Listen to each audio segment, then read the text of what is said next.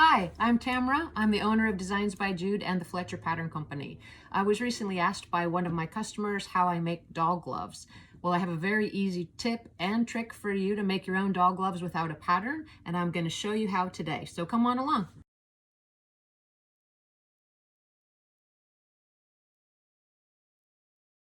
Okay, let's go ahead and get started on the construction of those gloves.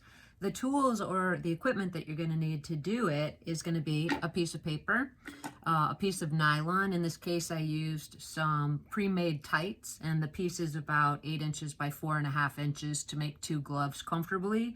You're going to need a fabric, heat sensitive or erasable marker, and then just some pins and your sewing machine. So you're going to grab your favorite fashion doll. In this case, I'm using the RTB 101 Body Grace. And you're going to, first step is going to be to make an outline or a template for the glove. So what we're going to do here is we're just going to set Grace on the piece of paper. And you don't want to mark her arm, so be really careful with that. You're going to think about how long you want that glove to be, and I'm going to have it come just above her elbow, and I want to also create enough room for seam allowance, so a little bit higher. And it doesn't have to be perfect. I'm just going to outline her hand using the inside, which is the refillable part of my marker, because it's nice and narrow, so that I can get into the crook of her thumb. That's usually where a glove tends to look the worst, is if the thumb isn't cut out well. So now that we have the template or a little variation, it's going to look just like this. So it doesn't have to be perfect and it doesn't have to be smooth, but you do want to see how deep that internal area or the crook, the thumb portion is going to be. So now that we have that, you go ahead and take your scissors and cut that out.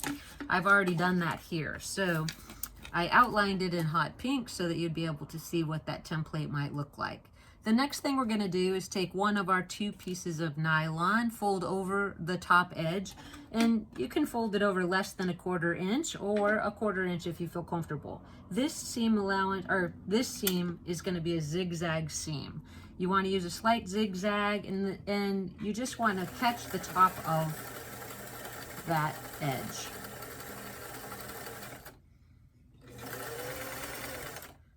So you're going to do that on both pieces. So you're going to have 2 squares with 1 finished edge.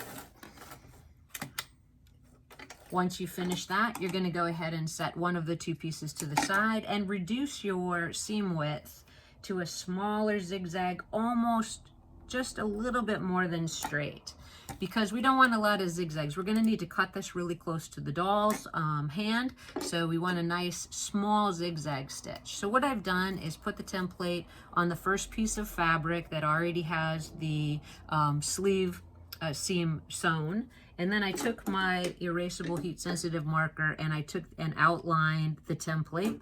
I was paying special attention right here to where the thumb meets the rest of the hand.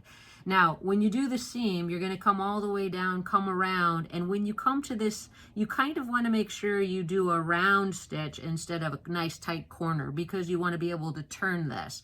And also when you get to the bottom of the thumb, you want to make sure that you're not making the finishing stitch so pointy that you can't turn it well. So you kind of want to round that edge as you come to the edge of the thumb as well. So with that in mind, I'm just going to start with a really small zigzag stitch, a few stitches in so that I can back stitch to reinforce at the top.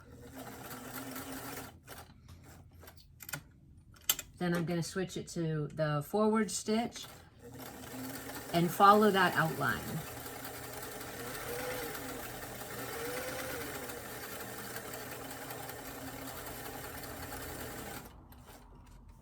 It doesn't have to be perfect, but try to stay as close as you can. And remember, as we go into the crook or the hook of the hand, we want to make sure that we have a few stitches making a curved edge instead of a pointed edge. So I'm going to turn my machine and turn it again before I sew down the thumb. Now at the bottom, I'm going to also do the same thing. I'm going to turn it and turn it again, almost so I'm making a round stitch at the bottom. Once I ran off, if I knew that this was going to fit, I could go ahead and re-stitch back up the whole thing, so I've reinforced the glove, but in this case, I'm just going to try it onto the doll. Then we can decide if we want to make adjustments to the fit. So before you cut it, now that you have it stitched, you want to go ahead and slip it onto your Fashion Doll's arm to check to see if you want it tighter through the arm or if the thumb needs a little bit more stitch up into it. So just take your time. If you use a very fragile or delicate material, just take your time to feed the material over the thumb. Otherwise, you end up pushing her fingers through, and sometimes you can run the fabric. So we'll just get her threaded up here.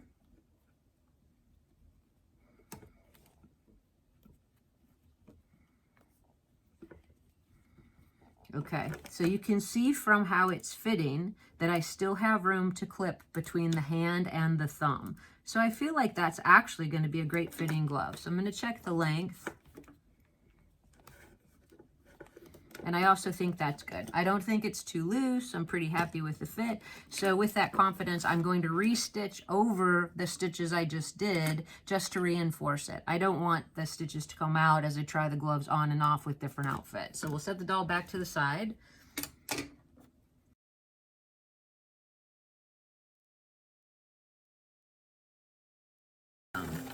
Now, this would be a good idea to go ahead and tie these strings off here at the thumb.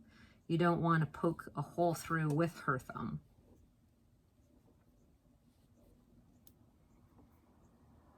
Perfect. Go ahead and clip your seams. Now, you want to be fairly close to that seam so that it doesn't create bulk. You're going to want to cut probably 1/8 of an inch from the seam, or maybe just a hair more to start. So I'm just going to follow, again, that line of the heat-sensitive marker all the way to the top. The beautiful thing about this is when we have the fit right, we're going to run a warm iron over this, and that heat-sensitive erasable marker is going to disappear.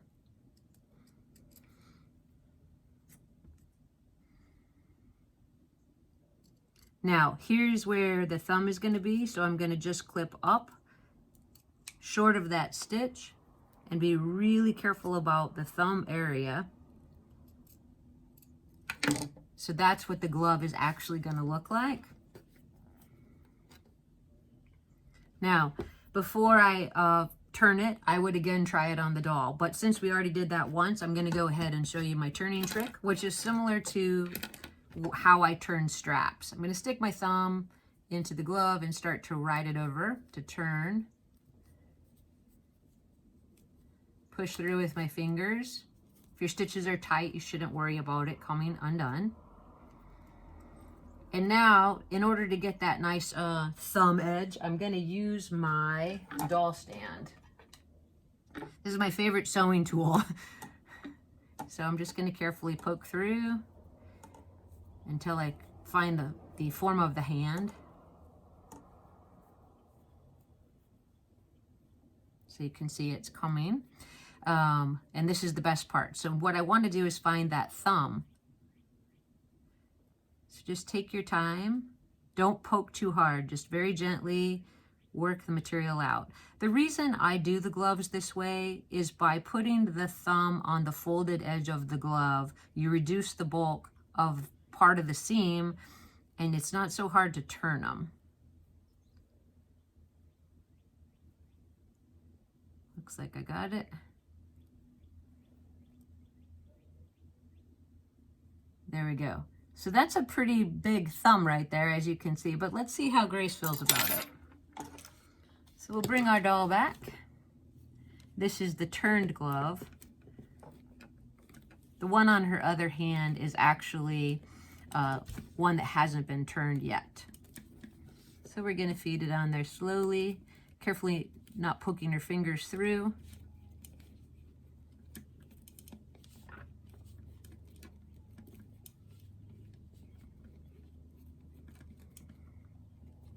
And I like the result. So here's what we got.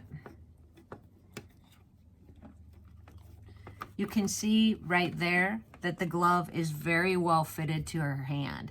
And I think this makes for a nicer finish when she's wearing a fine dress, that she doesn't look like she has a mitt on.